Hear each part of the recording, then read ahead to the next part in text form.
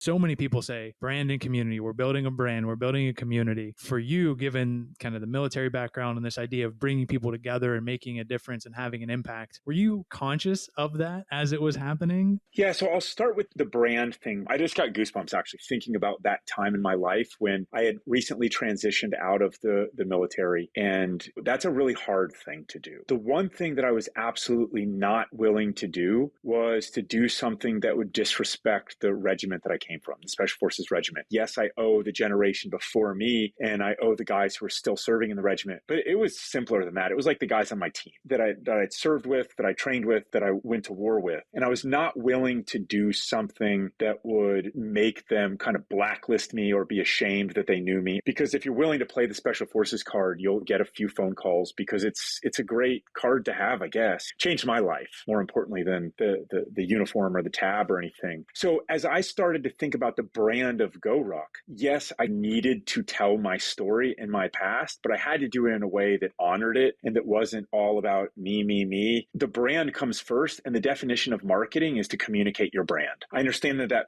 flies in the face of, your chief marketing officer is above your chief branding officer and all that stuff. But I mean, emotionally, for me at GORUCK, the brand is everything. When we're building our stuff, I don't want our guys to get trash that has a name on it that I'm associated with, and then they're ashamed that they knew the guy that started the company that sent them this gear that they just don't want to use, right? Like rule number one in Special Forces is always look cool. And so two things, it better look good and it better work really well. That's one of those things where when that is your Northern Star, you can ruck forever in that direction. If the absolute and relentless pursuit of excellence is where you're going and you hold yourself to the standard, which to me was just infinite of those guys I served with.